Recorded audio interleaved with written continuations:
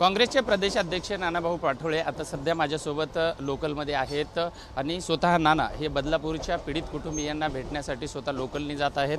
नाना, काय सांगणार? आपण भेटीसाठी जात आहेत पीडित कुटुंबियांना भेट घेण्यासाठी। काल जी लोकांच्या समोर आलेली दुर्दैवी घटना आणि ज्या पद्धतीनं जनतेने जो जनआंदोलन केलं आणि या जनआंदोलनामध्ये जवळपास 600 लोकांना गुन्हेगार ठरवण्याचं पाप राज्याच्या हुकुमशाही सरकारने केलेलं आहे ते आपल्याला सगळ्यांनाच अवगत आहे। पीडित परिवारावर पोलीस स्टेशनमध्ये जो अन्याय झाला तासून तास बसवून ठेवलं आणि त्या परिवाराला विचारतात की तुमचा पुरावा काय? शाळेतलं CCTV फुटेज गायब केलं जातं। ती शाळा RSS आणि भाजपची असल्यामुळे त्या शाळेची बदनामी होऊ नये याची काळजी राज्यातलं भाजपप्रणीत सरकारने केलेलं आहे। ते पण निदर्शनात जनतेच्या आलेले आहे।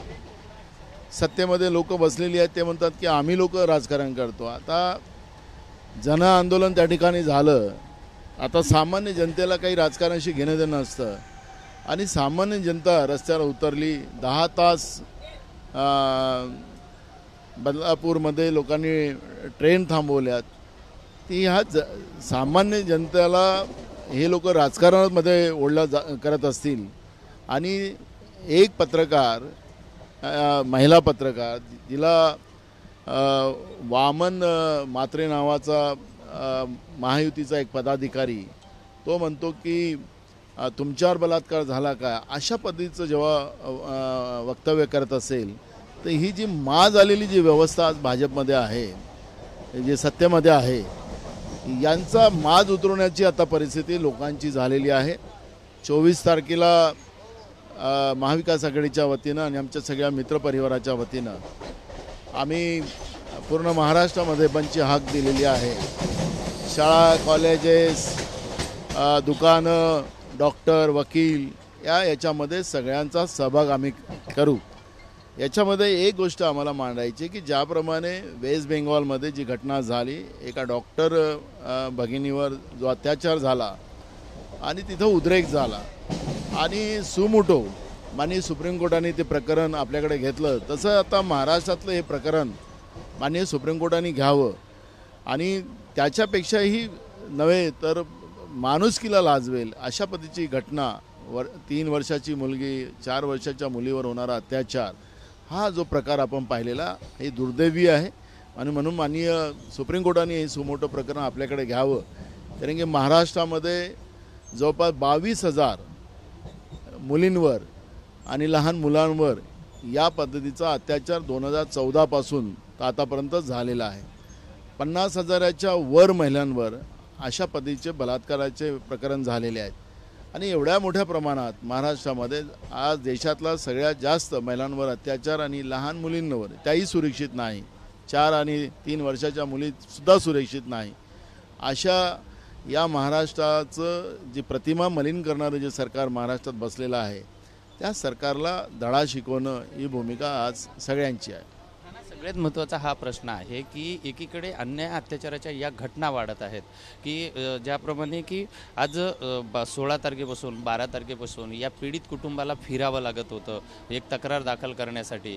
मग यावर कुठेतरी पोलिसांवर असा दबाव आहे का किंवा पोलीस ही भूमिका का घेत असावी की त्या कुटुंबाचा तक्रार, कारण लेडीची तक्रार असेल तर तात्काळ घेणं गरजेचे आहे, मग यांना 8-8 दिवस तक्रार देण्यासाठी का याच्यावर कोणाचा दबाव असू शकतो? शासनामध्ये बसलेली RSS आणि भाजपची जी व्यवस्था आहे त्यांचा दबाव त्या ठिकाणी होता, कारण की ही शाळाच RSS आणि भाजपची आहे ते तर सिद्ध झालेलं आहे। पोलिसावर एवढं दबाव आहे की माहीममध्ये पोलीस चाळीमध्ये एका रात्री 15 घरी त्या ठिकाणी डाका पडलेला आहे, ती घटना उघडकीस आलेली आहे। पोलीस किती घाबरलेला आहे आणि या पद्धतीचे डाकूकरी करणारे, चोरी करणारे, ड्रग विकणारी लोकांचं किती वर्चस्व या महाराष्ट्रामध्ये निर्माण झालेलं आहे हे सुद्धा त्याच्यातून स्पष्ट झालेलं आहे। त्याच्यामुळे हे जे सगळं प्रकरण जे आहे हे भयावह आहे आणि म्हणून जनतेने आता हे सगळं प्रकरणच हातात घेतलेलं आहे। आपल्याला लक्षात असेल की जसं मी मगाशी म्हणत होतो की वेस्ट बेंगॉल बांगलादेशमध्ये लोकांनी पुढे येऊन सत्ता पलटवली, तसं महाराष्ट्रात उद्या होता कामा नये. कारण महाराष्ट्र हे छत्रपती शिवाजी महाराजांच्या विचाराचं महाराष्ट्र आहे, शाहू फुले आंबेडकर विचाराचं महाराष्ट्र आहे आणि या सगळ्या विचारामध्ये एक मोठी ताकद आहे. पण जेव्हा उद्रेक हा जो वाढतो आहे, काल बदलापूरमध्ये सामान्य जनता पुढे येऊन या लढाईमध्ये सहभागी झालेत आणि आता सत्तेमध्ये बसले लोक हे राजकारण आहे असं म्हणतात, तर खऱ्या अर्थाने यांना लाज वाटायला पाहिजे. हेच या ठिकाणी आम्ही सांगतो. या ज्या लोकांनी आंदोलनं केले हे पीडितेच्या बाजूनं तिला न्याय मिळावा म्हणून केले, परंतु अशा 22 लोकांना 14 दिवसाची न्यायालयीन कोठडीसुद्धा मिळाली. मग याच्यामध्ये सर्वसामान्य आरोपी करण्यात आलेले, त्यांची कदाचित परिस्थिती पण नसेल की कोर्ट कचऱ्या खेटण्याची. यावर आपली भूमिका काय? आम्ही सगळी परिस्थिती आत्ता मी बदलापूरमध्ये गेल्यानंतर घेतोच आहे. वेळ आलं तर आम्ही वकील लावू त्यांच्यासाठी. पण अन्यायाच्या विरोधात लढणाऱ्या लोकांवर हुकुमशाही आणि दडपशाही करून सत्तेमध्ये जे माजलेली व्यवस्था आहे त्यांना आम्ही कायदेशीर पण लढाईला पूर्ण ताकद या लोकांना देऊ आणि ही माजलेली सत्ता आहे या सत्तेला धडा शिकवू. व्हिडिओ जर्नलिस्ट रवी साखरकरसह विजय गायकवाड, TV9 मराठी, मुंबई.